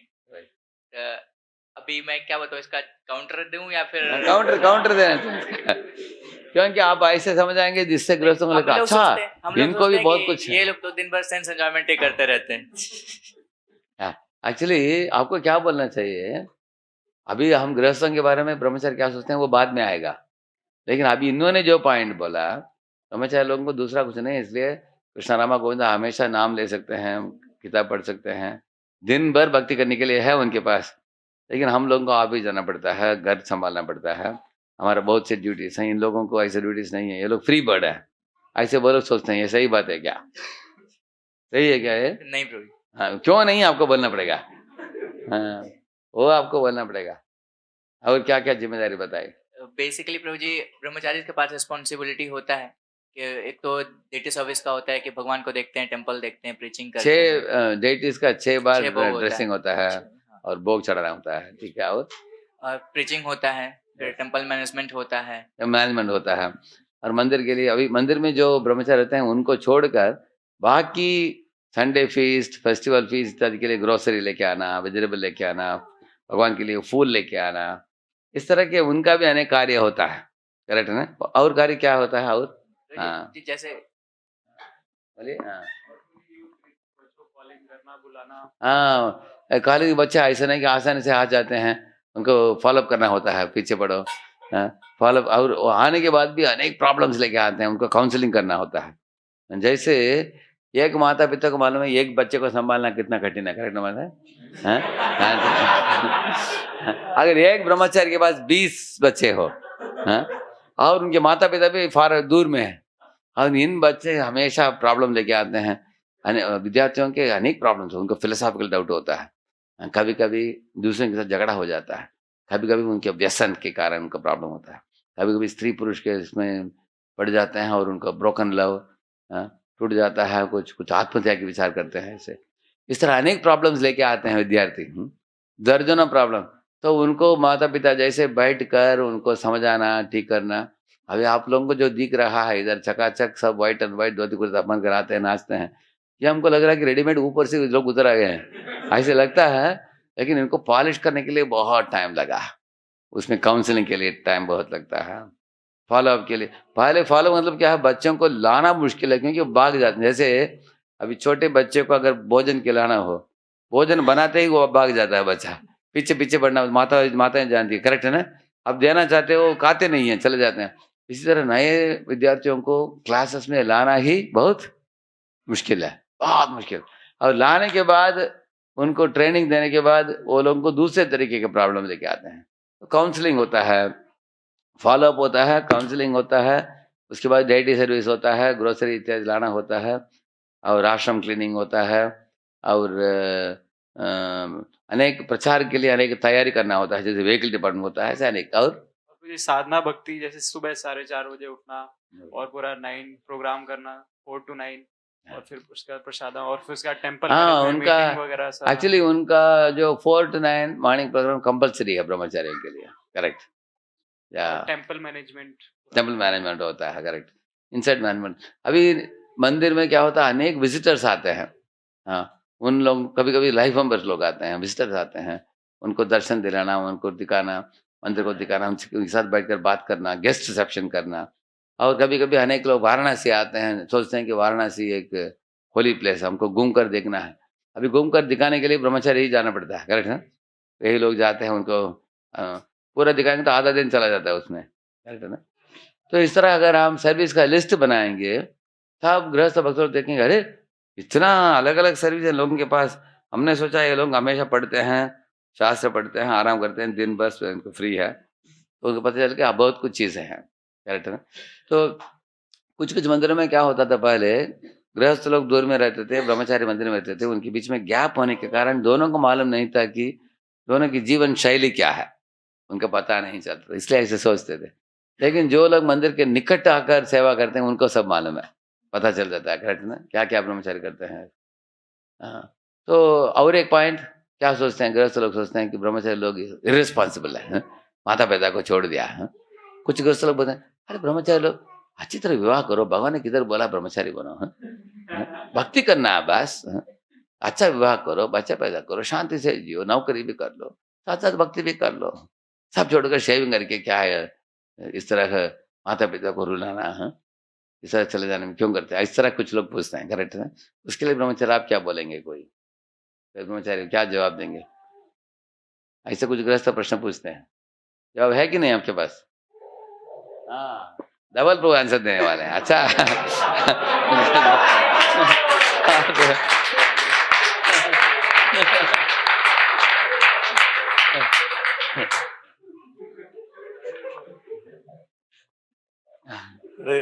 हरे कृष्णा। सो बेसिकली जो ये थॉट है ब्रो कि केयर करना, और वो एक्चुअली सामने से लगता है कि ब्रह्मचारी नहीं करते, बट ब्रह्मचारी जो फुल टाइम ड्यूटीज जो ब्रह्मचारी हैं उनको लगता है कि नहीं करते पेरेंट्स के लिए, but actually if you see actual बहुत सारे केसेस हैं और बहुत सारे एग्जाम्पल्स हैं जहाँ पे वो एक समय के बाद पेरेंट्स रेजिस्टेंस दिखाते हैं, लेकिन बाद में वो खुद ही डिवोटी बन जाते हैं और खुद ही सपोर्ट भी करते हैं और खुद ही भक्तों के साथ आके मंदिर में ही रहते, Correct. लाइक मंदिर निकट आ जाते हैं। और ड्यूटी बन जाते हैं। इस वे में एक्चुअली वो हमारे माता पिता इस लाइफ टाइम में है, Correct. बट पूर्व लाइफ टाइम में कोई और था, उससे Correct. पहले और कोई था, और this is not the last life time, कोई और आगे भविष्य में होगा। Correct. तो इतना लाइफ टाइम इतने माता पिता की सेवा तो करके आए ही हैं, हाँ। एक बार परम पिता परमात्मा की भी सेवा करनी। Correct. Like for this time ऐसा धवल प्रभु की सोचना है। और कोई और ऐड करना चाहते हैं इसको? हाँ, प्रभु जी ऐड करना चाहते हैं, माइक दीजिए इनको, साक्षी महाराज को। प्रभु जी, इस्कॉन में कई एग्जाम्पल्स हैं जहाँ पे एक बच्चा ब्रह्मचारी बन गया और एक गृहस्थ बना, और जब माँ बाप को जरूरत थी तो जो गृहस्थ था वो अपनी वाइफ के चक्कर में माँ बाप की सेवा नहीं कर पाया और कभी वो ब्रह्मचारी लंदन चले जाते हैं कभी। जी अभी बहू बोलती है हमको सास के साथ चल ये नहीं होता है, चलो पैकअप कर लो, अमेरिका चले जाते हैं। वो जैसे चले जाते हैं। अच्युत मोहन प्रभु जी के फादर मेरे घर पर आए थे, मेरे फादर से डिस्कस कर रहे थे, तो प्रभु जी का बहुत बोल रहे थे कि प्रभु जी ब्रह्मचारी बन गए ऐसे, लेकिन बाद में उन्होंने बताया कि जब मेरी तबीयत खराब थी तो प्रभु जी आके इतना दिन मेरी सेवा किए और मैं वो बहुत कृतज्ञ हूँ उसके लिए। करेक्ट। पुणे में भी ऐसे दो ब्रह्मचारी, दो बेटे, दोनों को दोनों ब्रह्मचारी बने। उनकी माँ भक्ति में जुड़ी तो माँ के अंतिम काल में मंदिर में आकर 3 महीना रही वो मंदिर में। उनके लिए माता जी रूम पूरा दे दिया उनको, और माता बोली कि मैं मंदिर में मैं छोड़ूंगी, तो उन्होंने उनका शरीर भी त्यागा मंदिर में ही, मंदिर के जो माता जी रूम में ही। उसके बाद उनका दहन हुआ। उसके बाद उनके पति जो थे वो गांव में रहते थे, तो उनका जब वृद्धावस्था आ गया उस समय दोनों बेटे थे साथ में, संकीर्तन और सुंदर प्रभु दोनों, तो उनके साथ वो लोग 3 हफ्ते ठहरे। तो मैं लास्ट दिन में गया था, उनके पिताजी को पूछा कि आपको मैं कुछ क्या सुनना चाहते हो आप, तो गोपी गीतम गाने के लिए बोला, तो मैं गोपी गीतम गाया, पूरा ध्यान से सुना। उसके बाद थैंक यू बोला उन्होंने, ये पहले बहुत इच्छा थी मुझे सुनने के लिए। तो मैं आज डॉक्टर ने बोला कि आज चले जाएंगे आज, ठीक है, तो मैं गोपी गीतम गाकर वापस लौट आया। 2 घंटे के बाद चले गए। दोनों बच्चे थे उनके निकट, दोनों साफरान भक्त थे उनके। तो उनके बड़ा बेटा था उनका, वो विवाहित थे, वो दूर में थे, उनको कंपनी छुट्टी नहीं दे रहा था, वो आ नहीं पाए वो। हाँ, लेकिन देश छोड़ते समय ये दोनों बच्चे थे। इसलिए ये गलत फहमी है भक्तों का की सोच। मेरे भी माता पिता, मेरे पिताजी का उम्र था 84, माता की उम्र थी 80। तो पुनः वो बोले कि अंतिम काल में हम बेटे के साथ रहना चाहते हैं, बेटियों के साथ नहीं, क्योंकि भारत में उनको बेटी के घर में जाकर कोई माता पिता नहीं रहेंगे, वो तो उनको दे देते हैं ना, ससुराल में दे देते हैं उसको। इसलिए पुणे में आए थे वो लोग, पुणे में ठहरे, 6 महीने के लिए ठहरे। रोज अनेक सन्यासी लोग, ब्रह्मचारी लोग घर में जाते थे, जाकर कीर्तन करते थे। पिताजी को बहुत अच्छा लगा, माता जी मंदिर में आती थी। लास्ट अंतिम काल में दोनों ने शरीर पुणे में ही छोड़ा, और 300-400 कांग्रेगेशन आकर उनको ये जो अंत्येष्टि करते समय, तो मेरे माता का जब पहले हुआ, पिताजी बड़ा आश्चर्यचकित हुए, अरे हमारे रिश्तेदार भी इतने लोग नहीं है, ऐसे बोल रहे थे। अगर हमारे नेटिव प्लेस में मरेंगे इतने रिश्तेदार भी आएंगे नहीं, आएंगे तो कितना 30-40 लोग आएंगे, लेकिन इधर इतने लोग 300-400 भक्त लोग थे। उनको बहुत अप्रिसिएशन बढ़ गया था कांग्रेशन के बारे में। जब उनका भी देहांत हुआ उस समय भी ऐसे ही। तो हमारे वैष्णव समूह बहुत बड़ा समूह है, और ब्रह्मचारियों के माता पिता को बहुत आदर दिया जाता है उसमें, क्योंकि अनेक लोग सोचते हैं कि इतने अच्छे बच्चे को इन्होंने पैदा किया है, तो माता पिता को बहुत सम्मान मिलता है, प्रेम मिलता है। मेरे तीनों बहन बहुत अप्रिशिएट करते हैं पुणे कम्युनिटी को, क्योंकि उनको बहुत प्रेम मिला उनको उधर। तो इस तरह से ये जैसे धवल प्रभु ने बताया यही पॉइंट है। लेकिन कुछ ब्रह्मचारी, कड़क ब्रह्मचारी भी हैं जो माता पिता को नेग्लेक्ट करते हैं, वो गलत है। हम उनको सपोर्ट नहीं करेंगे उनको, क्योंकि हर एक ब्रह्मचारी का कर्तव्य है। माता पिता सोचना चाहिए कि उन्होंने हमको इतना बड़ा स्तर पर लाया है उन्होंने, So we have to do our duty. तो मेरे पास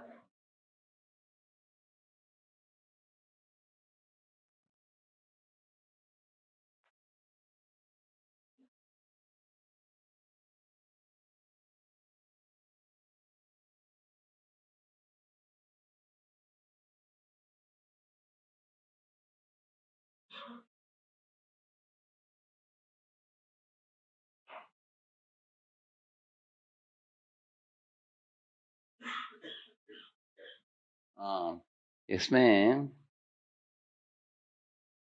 देखिए क्या माता पिता की सेवा करना भगवान की सेवा करने के बराबर है। इस तरह ही एक और इकलौता बेटा अगर साधु बन जाए तो बुढ़ापे में उनकी सेवा कौन करेगा, लोग पूछते हैं ना। और युवकों को ब्रह्मचारी क्यों बना रहा है, ये प्रश्न। और क्या भौतिक आकांक्षा छोड़ने के लिए युवकों को ब्रेन वॉश किया जा रहा है, क्या कुछ लोग पूछते हैं। भक्ति घर में रहकर माता पिता के साथ क्यों नहीं कर सकते। इस तरह 8 प्रश्न है इसमें। तो ये 8 प्रश्न का जवाब दिया गया है इधर।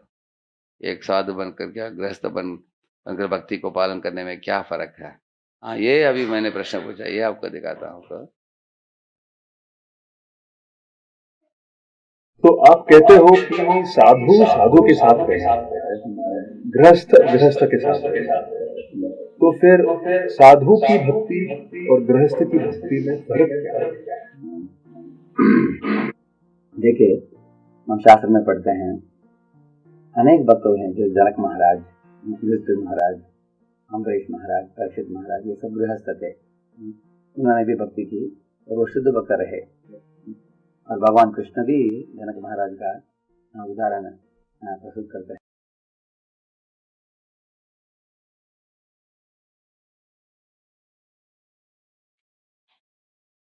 Later on, he has the link, Shivaji Prabhu. He will give the link to you. You can see that. So उसमें 8 पॉइंट्स है उसमें, हमने जो भी प्रश्न दिखाया। अगर किसी को even brahmachari also can see that when you get time. They're short 3-4 minute lectures each. तो ये इस तरह ब्रह्मचारी लोग कभी कभी सोचते हैं कि गृहस्थ लोगों को कामकाज है, नौकरी है, परिवार है, ये झंझट में पड़ेंगे तो भक्ति कैसे होगा, ऐसे ब्रह्मचारी सोचते हैं। करेक्ट है, ब्रह्मचारी लोग, some people are thinking like that. तो इसके विरुद्ध पॉइंट कैसे हम बोल सकते हैं जिससे ब्रह्मचारियों को गृहस्थों की ओर आदर समान बढ़े। तो मैं एक उदाहरण देता हूँ। रामानंद राय गवर्नर थे, मद्रास के गवर्नर थे। वो शूद्र परिवार में जन्मे थे। और बहुत उनको सरकारी कामकाज था। फिर भी आप देखेंगे वो इतने महान पहुंचे भक्त थे, चैतन्य महाप्रभु उनका संग लेना चाहा। करेक्ट है ना, आप देख सकते हैं। करेक्ट। और अद्वैताचार्य प्रभु के घर में, सर अद्वैत प्रभु नहीं, सर्वभट्टाचार्य, उनके घर में चैतन्य महाप्रभु आए थे दक्षिण भारत जाने के पहले। तब चैतन्य महाप्रभु ने उनको बोला कि मैं दक्षिण भारत में प्रचार के लिए जा रहा हूँ, आप थोड़ा आशीर्वाद दीजिए। वो बोले आशीर्वाद, आप तो सन्यासी हो और मैं गृहस्थी हूँ, घर गृहस्थी चला रहा हूँ, मैं कैसे आपको आशीर्वाद दे सकता हूँ, ऐसे उन्होंने पूछा। तब चैतन्य महाप्रभु बोले देखो, अगर कोई गृहस्थ भक्त अपने घर में राधा कृष्ण की बहुत सुंदर तरीके से भोग बनाकर भोग चढ़ाता हो और उनकी आरती उतारता हो और उनकी सजाता हो उनके श्री विग्रह को, तो उनको प्रेम से डेटिस को पूजा इत्यादि करता हो, तो ऐसे गृहस्थ सन्यासी को भी आशीर्वाद देने के लिए योग्य बन जाता है। ऐसे एक श्लोक है इसमें चैतन्य चरितामृत में। इसका मतलब है चैतन्य महाप्रभु सन्यासी थे, फिर भी वो गृहस्थों के पास जाकर दंडोत करके आशीर्वाद मांगा उन्होंने। इसका मतलब क्या है, you can understand, he respected advance गृहस्थ। महाप्रभु के कौन एसोसिएट्स हैं आप देखेंगे। नवद्वीप में श्रीवास, उनके घर में कर को रासस्थली बोलते हैं, उसी स्थान में रातों रात पूरा कीर्तन होता था उधर हमेशा। वो वृंदावन के रासस्थली से अभिन्न है वो श्रीवास ठाकुर के घर। और अद्वैताचार्य के बराबर में भागवतम स्टडी सर्कल होता था, जिधर निमाय पंडित के बड़े भाई जाते थे, उनका नाम क्या है, विश्वरूप, वो जाते थे। तो अद्वैताचार्य को बहुत मानते थे चैतन्य महाप्रभु, उनको दंडवत भी करते थे। करेक्ट है ना। और इधर आने के बाद जगन्नाथपुरी में आप देखेंगे चैतन्य महाप्रभु क्या सोच, जिसमें सर्व भट्टाचार्य एक प्रोमिनेंट भक्त थे, रामानंद राय एक प्रोमिनेंट भक्त थे, वो सब गृहस्थ थे। और उसमें वैरागी भी थे, जैसे हरिदास ठाकुर वैरागी थे, और ऐसे गदाधर पंडित ब्रह्मचारी थे। और वो भी हमको देखने को मिलता है। प्रताप रुद्रा राजा है, वो पारिवारिक जीवन में है, लेकिन महाप्रभु उनके तुच्छ सेवा देखकर उन्होंने झाड़ू मार रहे थे, और वैष्णव को बहुत अच्छा वो संभालते थे। जब वैष्णव ठहरने के लिए आते थे जगन्नाथपुरी में, एक श्लोक बताता है वो प्रताप रुद्रा, हे प्रिय भक्तों, महाप्रभु के पार्षद भक्तगण बंगाल से इधर आ रहे हैं, उन लोगों को स्वच्छंद वास दो। बोलता है कि जो व्यक्ति जिधर रहना चाहता है, मंदिर के निकट चाहे तो मंदिर के निकट उनके लिए अकोमोडेशन अरेंज करो। अगर गंभीरा के निकट चाहे तो गंभीरा के निकट अरेंज करो, और उनको जो जगन्नाथ की प्रसाद पसंद है वो उनको खिलाओ, ऐसे बताता है। और बोलता है कि चैतन्य महाप्रभु के सब आदेशों को पूर्ति करो। और ये भी बोलता है कि चैतन्य महाप्रभु के मन में जो इच्छा है उसको भी पूर्ति करो, ऐसे बोलता है। तो इतना अच्छा सेवक है वो।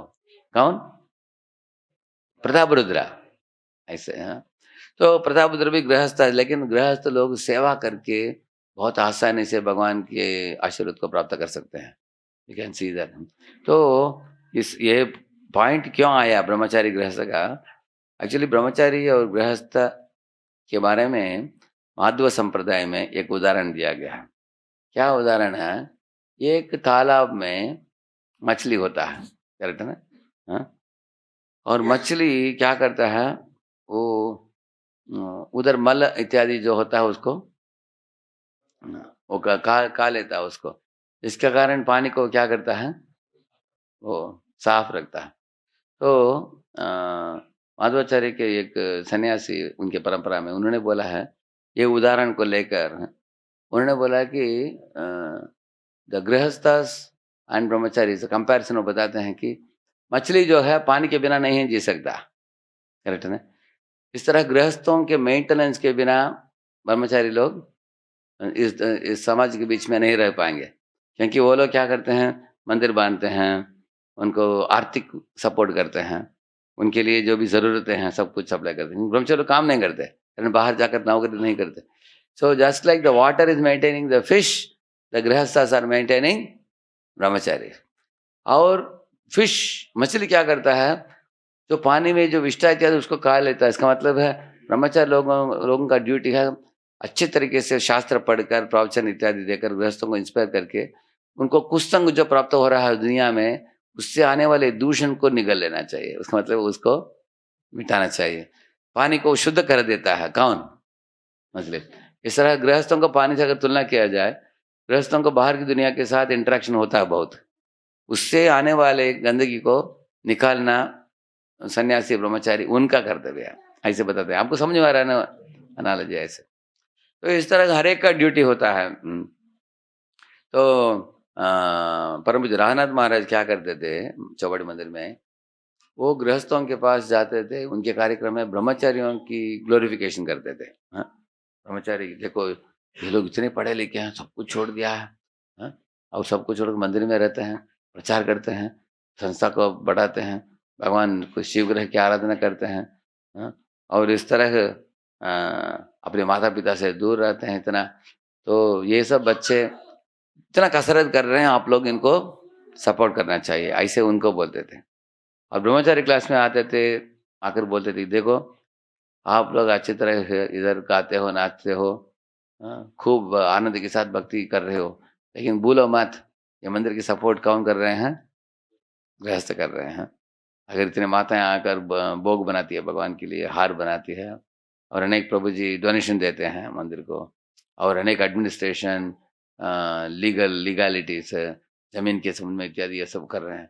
अगर ये लोग नहीं रहेंगे तो ब्रह्मचारी लोग आप लोग ये सब नहीं कर पाओगे, ऐसे बोलते थे। उसके कारण क्या होता था, ब्रह्मचारियों को जब गृहस्थों को देखते थे उनको आदर बढ़ जाता था, तो गृहस्थ लोग ब्रह्मचारी देखते उनका भी आदर बढ़, तो दोनों एक दूसरे को आदर बढ़ गया एक दूसरे की ओर, then they can coexist very happily. समझा ना आपने? इससे सही क्या बोलते हैं दृष्टिकोण, वो सिखा देता है ऐसे। ठीक है, अभी मैनेजर डिवोटीज क्या सोचते हैं? मैनेजर डिवोटीज और सबॉर्डिनेट डिवोटीज, करेक्ट है, उनके बीच में मतभेद होता है। सबॉर्डिनेट डिवोटीज होते हैं कि मैनेजर हमेशा बॉसिंग करता है, पीछे पड़ता है, ऐसे सोचते हैं। और मैनेजर सोचता है कि सबॉर्डिनेट डिवोटीज लेजी के हैं, क्रेजी हैं, कुछ करते नहीं हैं, कसरत नहीं करते, ऐसे वो सोचते हैं ऐसे। तो इसी तरह अभी माता जी डिवोटीज और प्रभु जी डिवोटीज हैं, उनके बीच में कभी मतभेद आ सकता है। तो यही सब सोच सकते हैं हम लोग इसके बारे में। हम माता जी भक्त लोग क्या सोचते हैं, प्रभु जी वो सोचते हैं कि प्रभु जी लोग हमेशा सामने रहते हैं, हमको अपॉर्चुनिटीज नहीं देते हैं, मौका नहीं, ऐसे सोचते हैं। एक बार पूना मंदिर में मैं देखा कि गुरु पूजा में प्रभु जी लोग पूरा डोमिनेट कर लिया, पूरा माता जी को पीछे भेज दिया है। तो मैंने देखा कि मैंने बोला प्रभु जी को सामने जाकर बोला, ए सब लोग हट जाओ एक साइड में। तो हमने बैरिकेड डाल दिया बीच में, बोला कि ये सब माता जी का रहेगा और ये साइड प्रभु जी का रहेगा। उस दिन मालती माता जी आई थी, उन्होंने देखा कि बाद में अमेरिका जाने के बाद एक लेटर लिखा मुझे, Radheshyam prabhu, I deeply appreciate that you gave respect to the ladies, because उनके लिए भी सामने आकर प्रभुपाद जी की दर्शन करना, फूल अर्पण करने के लिए आपने मौका दी। You are not neglecting women, therefore I am very happy, I am grateful to you, ऐसे लिखा उन्होंने। मेरे मन में इसके बारे में विचार भी नहीं था, मैं ऐसे ही किया, लेकिन माता ने नोटिस किया उसको। That means woman should not be neglected. इसी तरह हम चरणामृत लेने के लिए जाते हैं, कभी कभी प्रभु जी का 200 लोग खड़े हो जाते हैं लाइन में हैं। अगर 4-5 माताएं आते हैं बच्चों के साथ, ऐसे छोटे बच्चों के साथ, उनको चांस पहले देना चाहिए उनको, करेक्ट ना। एक्चुअली प्रभु जी रेस्पेक्ट माता ji devotees, mata ji prabhu ji, there will be no clashes. तो इस तरह अभी टाइम हो गया बहुत।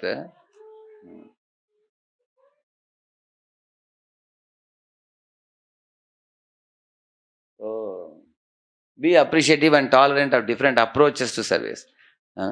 अलग अलग सेवा है, सब सेवा को अप्रिशिएट करो, प्रभुपाद जी बोलते हैं। कोई कुकिंग कर रहा है, कोई फूल बना रहा है, इसके बारे में हमने एक ड्रामा लिखा है, लेकिन अभी तक ड्रामा बनाया नहीं है। छोटा ड्रामा हमें बोल देता हूँ आपको। एक माता जी सत्यभामा माता जी थी, वो बहुत अच्छा हार बनाती थी, 2 घंटे में एकदम बढ़िया हार बना देती थी वो। तो आज पता नहीं किसने बनाया, हार था वो, बनाया सुबह। अच्छा बनाया, बहुत अच्छा आया। तो कुछ माताओं को 4 घंटा लगता है ऐसे माला बनाने के लिए, कुछ लोग 2 घंटे बना लेते हैं। तो सत्यभामा माता जी जाकर रुक्मिणी माता जी को बोले, रुक्मिणी तुम को हार बनाने के लिए कितना टाइम लगता है? रुक्मिणी माता जी बोली, माता जी मुझे हार बनाना आती नहीं, मुझे मैं कुकिंग करती हूँ भगवान के लिए। वो सत्यभामा बोली कि अरे तुमको सीखना पड़ेगा हार कैसे बनाना है। देखो वो माताएं 6 घंटे में बनाती है, मैं 2 घंटे बना लेती हूँ, ऐसे बोला सत्यभामा माता ने। तब एक राधिका माता जी थी, उनका काउंसलर थी दोनों की, उन्होंने देख लिया, उन्होंने क्या बोला, सत्यभामा को अलग पुकारा, उन्होंने बुलाया। देखो उन्होंने एक प्रश्न पूछा उनको, अगर ये घोड़े और कुत्ते को एक कंपटीशन रखते हैं, क्या कंपटीशन? रनिंग कंपटीशन, पहला कौन आएगा? घोड़ा आएगा। अगर घोड़े और कुत्ते को बार्किंग कंपटीशन रखेंगे, कौन फर्स्ट आएगा? कुत्ता फर्स्ट आएगा। तो वो बोली, सत्यभामा बताओ तुम क्या राजभोग बना सकती हो भगवान के लिए? वो बोला कि माता जी मुझे कुकिंग उतना अच्छा नहीं आता, बोला। इसी तरह रुक्मिणी को हार बनाना नहीं आता, ऐसे बोल रहा था। इसलिए देखो भगवान ने हर एक को कुछ क्षमता दी है। जब ये 5 उंगली देखिए, ये चैलेंज के लिए यूज करते हैं, ये संबोधन के लिए यूज करते हैं, ये सबसे लंबा है, करेक्ट है ना। और इसमें अंगूठी डालते हैं, हर एक उंगली का अलग अलग होता है। अब ये छोटा उंगली सोचेगा कि अरे सब लोग बड़े बड़े भक्त हैं, हमें छोटा हूँ, मैं कुछ काम का नहीं हूँ। आप देखेंगे इसी उंगली को भगवान ने इस्तेमाल किया इसको उठाने के लिए, तो उसका भी महत्व बढ़ गया, करेक्ट है ना। नहीं तो हम लोग कभी कभी ऐसे ही करते हैं, इसके लिए काम आता है। अब इतना बड़ा उंगली को डाल नहीं पाएंगे। तो बोले मतलब कोई भी भक्त यूजलेस नहीं है, वो पॉइंट है, करेक्ट है ना। हर एक भक्त को आदर देना चाहिए। जैसे यही प्रभा जी बोलते हैं, everyone should be friendly for the service of the Lord, ऐसे बोलते हैं। दूसरों के सेवा को प्रशंसा करो, निंदा मत करो, बोलते हैं Prabha ji. All servants, what kind of competition can be there among servants? कोई बच्ची बर्तन घिस रही है, कोई फ्लोर माप कर रही है, कोई कुकिंग कर रही है। इस तरह अलग अलग भक्तों का अलग अलग सेवा है। इस तरह वक्ताओं में भी अलग अलग, अभी देखिए अमोगिल्ला प्रभु हैं, अमरेंद्र प्रभु हैं, वो लोग वक्ता हैं, बाप बाप बोलते हैं वो लोग। माधव प्रभु गाते हैं और कोई कुकिंग करते हैं। और इसमें कंपटीशन नहीं, क्योंकि हर एक भक्त को हमें एक एक फूल के रूप में देखना चाहिए। है अभी देखिए ये जो चमेली है, चमेली की स्पेशलिटी क्या है, कौन जानते हैं? सुगंध है। जरबरा की स्पेशलिटी क्या है? जरबरा जानते हैं आप लोग? हाँ, ब्यूटीफुल, खूबसूरत दिखता हो। हाँ, और कमल की स्पेशलिटी क्या है? उसमें शहद, मधु है उसमें। तो अलग अलग फूल में अलग अलग क्वालिटीज हैं। इसी तरह अलग अलग भक्तों को अलग अलग फूल के रूप में देखना चाहिए हमको। हाँ, then you have no problem and everyone should be allowed to understand. देखिए भगवान रामचंद्र ने किसको प्रशंसा की? एक गिलहरी, छोटी गिलहरी को। वो अपने क्षमता के अनुसार थोड़ा किया सेवा उसने। हनुमान को बोला भगवान ने, देखो तुम तुम्हारी क्षमता से कर रहे हो, वो अपनी क्षमता से कर रहा है, वो ऐसे बोले। भगवान सबकी सेवा को स्वीकारते हैं भगवान। तो भगवत धाम में बहुत विविधता है, सब लोग अलग अलग तरीके की सेवा करते हैं। मैं ये बोल रहे हैं कि सोच लो कि सारे दुनिया में सिर्फ अंगूर ही एकमात्र फल है। ऐसे होगा तो कैसे होगा? इसलिए भगवान ने वैरायटी दिया है। या दूसरों की सेवा को देखकर उनको आदर देना चाहिए। ऐसा नहीं सोचें कि मेरा सेवा ही सबसे बड़ा है। Showing the smart stone to the Hanuman है, समानता से देखकर। थैंक यू पापा की और भक्ता वृंदा की। देरी हो गया थोड़ा आप लोगों को। इज दैट प्रसाद आप अपस्टेयर्स? कोई बता सकते हैं? 4-5 पॉइंट्स हम लेंगे आपसे, उसके बाद प्रवचन को विराम दे देंगे, ठीक है? Just I want 2 points from Prabhu ji, 2 points from Mata ji. खास पॉइंट आप लोगों को कुछ हिट किया आपने, अच्छा समझा आज कुछ, हाँ, उसके बारे में आप बोलना। Any point that you are carrying home with you. आज की चर्चा में हमने तो 2-3 एक्टिविटीज भी की हमने। कौन बताना चाहते हैं? Yes Prabhu ji please.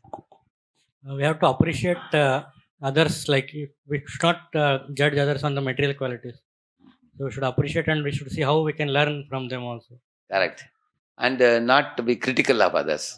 अगर एक दूसरे को हम आलोचना करेंगे, धीरे धीरे भक्त लोगों के बीच में गैप बढ़ जाएगा। और गैप बढ़ने से भक्त लोग घृणास्पद भावना को रखेंगे, इसके कारण अपराध बढ़ जाएगा। और जिधर अपराध है कांटा जैसा हो, पूरा सबको स्पॉइल कर देता। तो हमेशा अप्रिशिएट करना चाहिए। We should always encourage and appreciate. Thank you. और एक पॉइंट माता जी सर में अस्मा जी, उनको देना है, माइक देना है वो सर में। एक बहुत अच्छा पॉइंट जो लगा कि जो भी हम सेवा करते हैं, चाहे कोई मीनियल सर्विसेज हो या रीडिंग हो, प्रीचिंग हो, सब बराबर है। करेक्ट। तो हमें रेस्पेक्ट करना ऐसे चाहिए। भगवान बताते हैं कि प्रभु जी बोलते हैं भगवान के लिए एक बछड़ा की सेवा और राधा रानी की सेवा दोनों एक समान है। प्रभु जी बोलते हैं दे बोथ आर एब्सोल्यूट। ऐसा नहीं कि भगवान बोलते हैं राधा रानी ने किया है, बछड़ा ने किया है, ऐसा नहीं देखते हैं। स्क्विरल, गिलहरी क्या हो, हनुमान क्या हो, दोनों को एक समान मानते हैं। Thank you. इस साइड में हाँ बोलिए। All services are interdependent, like correct, interdependent. इसका मतलब है किचन वाले लोग संकीर्तन वाले के लिए मदद करते हैं और संकीर्तन वाले लोग किचन के ऊपर डिपेंडेंट हैं। किसी को भी नहीं सोचना चाहिए कि हम इंडिपेंडेंट हैं। कोई भी इंडिपेंडेंट नहीं है, स्वतंत्र नहीं है। हम सब लोग एक दूसरे के ऊपर निर्भर हैं, हर एक डिपार्टमेंट। वेरी गुड पॉइंट, बहुत इंपॉर्टेंट है। अभी देखिए हमको व्हीकल डिपार्टमेंट का सपोर्ट चाहिए तब तो व्हीकल मिलेगा, किचन का सपोर्ट चाहिए तब तो पेट भर सकते हैं, उसके बाद गाड़ी जा सकता है। और संकीर्तन डिपार्टमेंट का आदमी ला करके चला गया तो किताब नहीं है कोई, लेकिन नहीं। तो हर एक डिपार्टमेंट साथ में जुड़कर ही काम होता है, उसको टीम प्लेइंग बोलते हैं इसको। तो टीम प्लेइंग के बिना क्या होता है, स्पर्धा जब होता है सब नेगेटिव में चलता है। तो यही कारण है अनेक मंदिरों में प्रॉब्लम आते हैं, क्योंकि लोग कैंसिल करते हैं एक दूसरे को। तो कैंसिल किए बिना सबको जोड़ना चाहिए। इसको कॉम्प्लीमेंट बोलते हैं, इसको कम्पीट बोलते हैं इसको। ये कम्पीट, दिस इज कॉम्प्लीमेंट। अच्छा पॉइंट आपने पकड़ा। और एक लास्ट पॉइंट इधर माताओं के साइड में, और एक पॉइंट कोई matajis don't give then you will get chance if any of them recollect any point. आपके पास पॉइंट है? Yes. Hare Krishna prabhu ji. Every devotee has unique quality. Unique. Every devotee is like a unique. What example I gave? आपके एक उदाहरण दिया था मैंने. हर एक डिवोटी यूनिक. आपने सही बोला आपने. जैसे ब्रह्मचारी हैं तो वो ब्रह्मचारी क्या करते हैं, गृहस्थ को शास्त्र पढ़ाते हैं, फिर उनको मतलब भौतिक आसक्ति कम कराते हैं, आध्यात्मिक आसक्ति उनको उसमें बढ़ाते हैं. ठीक है. और गृहस्थ क्या करते हैं, उनको अर्थ के मतलब इकोनॉमी उनको हेल्प उनको मेंटेन करते हैं. Correct. They are actually supporting one another. Correct. Correct. इस तरह हम देख सकते हैं कि how all of us are interdependent. हम देख सकते हैं. जैसे अभी अमेरिका में मैं जा रहा हूँ, अनेक गृहस्थ कम्युनिटीज में बोलते हैं प्रभु जी 2 ब्रह्मचारी भेज दो इधर बस क्लासेस देने के लिए. हमारे पास पैसा है, हमारे पास सुंदर सुविधा भी है, प्रसाद के लिए व्यवस्था है, सब कुछ हमारे पास. सिर्फ 2 डिवोटीज चाहिए जो आकर इधर ठहरेंगे और क्लासेस देंगे. अच्छा, और हमारे भक्त लोगों को थोड़ा प्रेरणा मिलेगा. नहीं तो भक्त लोग मंदिर में आते नहीं है. अनेक लोग ऑनलाइन में रहते हैं लोग. अगर ये ब्रह्मचारी आएंगे तो ऑफलाइन भी आएंगे लोग. ऐसे लोग वो लोग विनती करते हैं. और ब्रह्मचारी जाएंगे उधर, वो नौकरी नहीं करेंगे, वो सिर्फ प्रचार काम में लगेंगे. तो उनको सपोर्ट करने के लिए गृहस्थों की जरूरत है. तो माता जी ने एक पॉइंट पकड़ा कि both are mutually there called symbiotic, mutually dependent. वो पॉइंट बताया उन्होंने. और यूनिक मीन्स जैसे एक एक फूल का अलग गुण होता है, इस तरह हर एक व्यक्ति के एक्चुअल भक्तों में दोष नहीं देखना चाहिए, उनके अंदर क्या क्षमता है वो देखना चाहिए बस. ऐसा मत बोलिए कि चमेली छोटा फूल है, इतना जरबरा जैसे बड़ा नहीं, ऐसा मत बोलिए. इतना ही बोलिए कि चमेली में सुगंध है, बस जरबरा में खूबसूरती है और कमल में मधु है. उतना बोलकर चुप हो जाइए. दूसरे साड़ी के बारे में मत बताइए बस. श्री प्रभुपाद की, हर भक्त वृंद की जय.